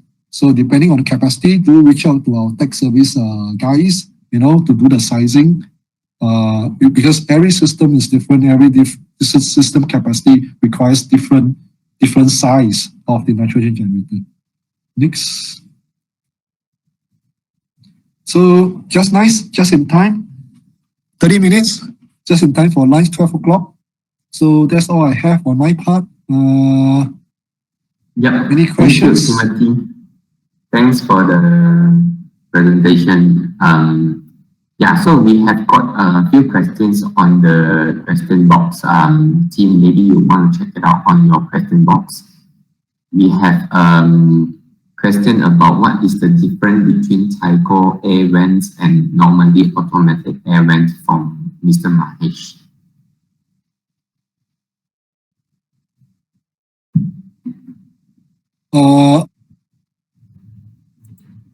Am I? 18, yes. No? You can hear you now. Oh, okay. So maybe I can take this question. So, that's a question that everyone asks. What's the difference between the Tyco one? I have to be, I'm not in sales, so I have to be very neutral about this. Air vents basically, they function the same way. Okay. So the thing, I'm not sure about, I've seen some of the competitors' air vent. Basically, it is just to remove the oxygen itself. So some of the feature is that automated or the manual one that you see. So the main difference that I see in the Tyco air vents and versus some of the competitors ones that I see is that the Tyco ones actually have a dual float air vent for the system. The dual float meaning that in case there's a failure on the vent itself, there's a contingency on the second float. If you see it on the picture that I presented just now, 2 floats on it. So normally what happens is the first float actually functions. So second float is a supplement. So when the first float actually fails, the second float comes in, so that you don't get the whole system being flooded with water. That means water coming out from the air vent itself. I've seen some of the other air vents out in the market, they only have a single float. So what happened is all this single float kind of air fans, when it fails, okay? So you have oxygen coming out, you have water coming out, you have everything coming out. So it may be quite a messy scenario if the air vent fail. So I hope this answers your questions on what's the difference between the Tyco ones and the ones in the market. But you could also, see some of the ones in the market having two floats or so, but I don't see a lot of them, to be honest with you. Most of them are the single float ones.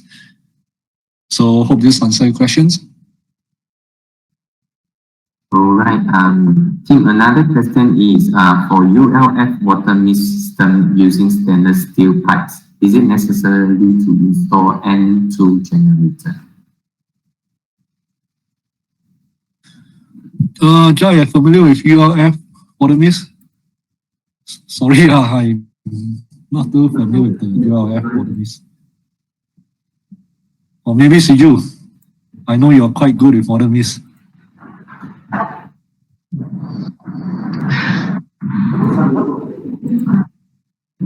Nobody? Not sure, maybe Lawrence, you can. Maybe we can. Siju, want to take Yeah, so the question was for ULF water mist system using stainless steel pipes. Is it necessary to install N2 generator? I think Lawrence, this, I'm not sure, Siju, are you able to take this question? Otherwise, I think I think what we can do, this question is looks like it's a bit out from our subject now. We can take it separately. Yeah, correct. Yeah. Yes, so I think Lawrence, this is more for water mist system. Can you hear me? Yeah. So the water mist is not something that we are familiar with. We want to be very open. So we will reach out to the water mist expert that we have. Then we will check with him on the question here and get back to the Albert customer. Yeah. Albert who asked it. Yeah, we'll take this. Sorry, who asked that? Albert? Albert Pro. Oh yeah, Albert always asks difficult questions. I'll call him later. Sure. Okay. There's another question which is quite common. So let's see who of you can pick up. Which is, what are the usual causes of fire for IT or data center equipments?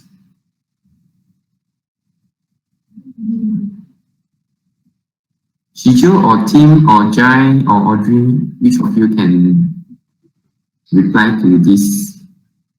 What is the question, Lawrence? Can you repeat again?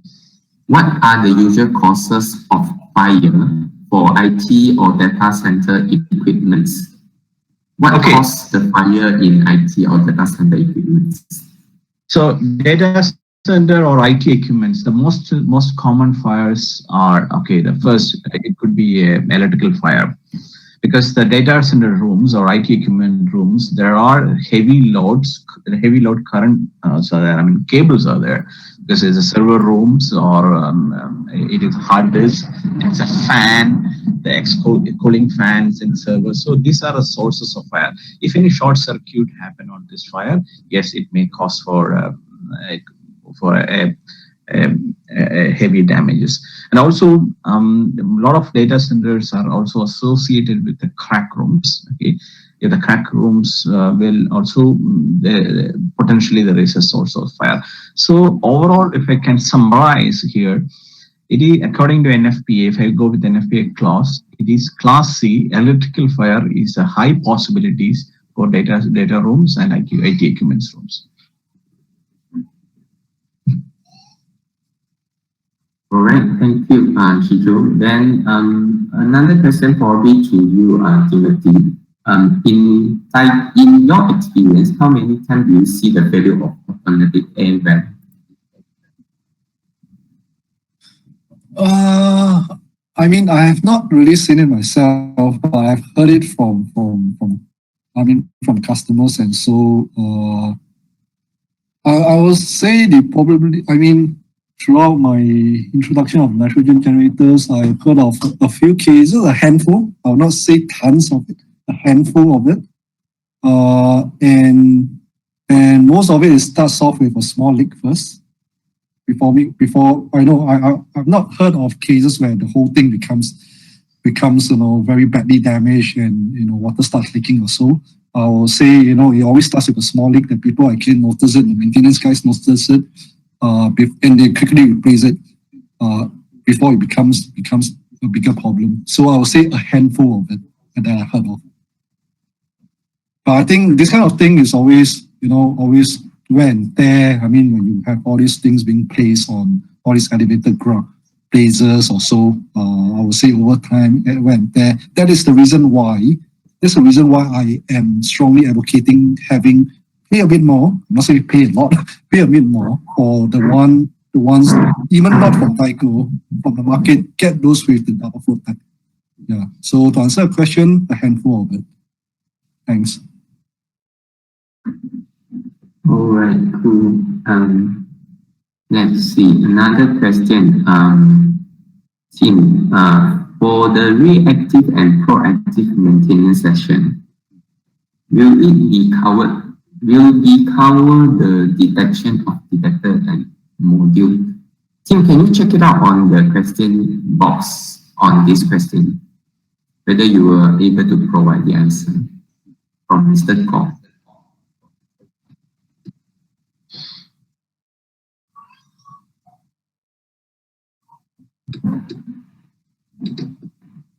Tim? So, are you calling me or who? Yeah. Yes, there's a question from Mr. Kong on the reactive and proactive maintenance session.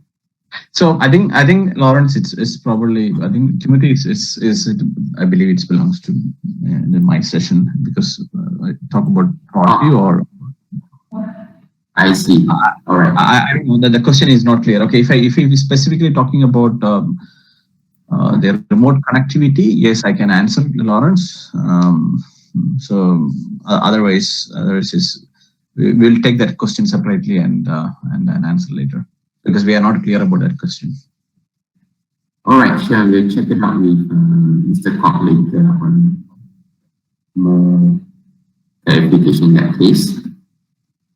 And then we probably take two more questions. One question, Jai, from Mr. Vincent. Understand from your slide the corroding triangle is water, air, and metal. Therefore, with dry pipe system, the layman idea is the pipe is dry. What is the rationale or reason that dry pipe corrosion is higher? And also with dry pipe, the system required constant air to maintain the system. Therefore, using the N2 generator system, the dry pipe is filled with N2 or compressor. Maybe Timothy might want to answer this. Sorry, Lawrence, I lost you for a while. I can't see the question on the chat box. Okay. So Lawrence, what I can do actually now, okay, let's get some time to Timothy to go through the questions, because he is not able to access the questions. So I can go to quickly on. Yeah, I can go to quickly a couple of questions on what I have it. I can see the questions. Okay. One of the common questions which I got it for first session is about lithium ion. So what is the design concentration for lithium ion systems? Okay, there are multiple questions asked in a different way. So what is the design concentrations and everything? So as I said, our approach on lithium ion is basically off-gas sensing or off-gas detection. Okay, then shut down the battery so that you can avoid the thermal runaway. Then if it is required, then you can release the inerting agents. Inerting agent can be Energen or Sapphire. So if it is specifically about inerting is a different terminology than design concentration. Inerting concentration, there is a specific clause in NFPA as well as ISO. So if we talk about NOVAC, which is 9.7, is inerting concentration. If it's talk about Energen, which is 47.3%, is a concentration. So there is some other associated questions also there. So should I shut down the air cones or some other thing? So our recommendation is basically shut down all air circulation devices and switch on only ventilation. Whole idea of this, once the battery fail, lithium ion battery fail, we are shutting down the battery, so we are stopping the thermal runaway, but there is a flammable gas presence in that room. So we need a ventilation system, has to be switched on, so that all this heavy flammable gas has to be completely vent out before to avoid any fire scenario. To enhance the situation, to avoid a complete safety point of view, then we are recommending a inerting scenario, which is basically reduce oxygen level and give a protection. So it's not really a design concentration, it is a inerting concentration, because there are a couple of questions related to that. Then there is a common question which I have heard actually, or I can see actually, about what about the SSD basically, do we need to install acoustic nozzle and SSD, and the world is moving to SSD, should we really need it for acoustic nozzles? The answer is yes. I mean, the rotation hard disk, which is HDD and SSD are different. HDD are more sensitive to the sound level, while SSD are not really sensitive to the sound. However, the technology in last 5 years is still heavily on HDD. We also kind of think that actually in next 3-4 years, it still will be HDD. So you have to protect all these data centers, upcoming ongoing data centers with the HDD. Yes, in future, maybe in after 6-7 years, then SSD may be there, but it is not going to be an cheap. It's going to be an expensive option to replace it. So we don't think the HDD market will go away out of the moon or overnight. It takes years to go out. So until that, we need to protect the data. So there you have to go with the acoustic nozzle. But answer to your all questions, SSD had less sensitivity to the sound. Yeah, and yeah, I think we probably have to cut off because it's already the time of the webinar.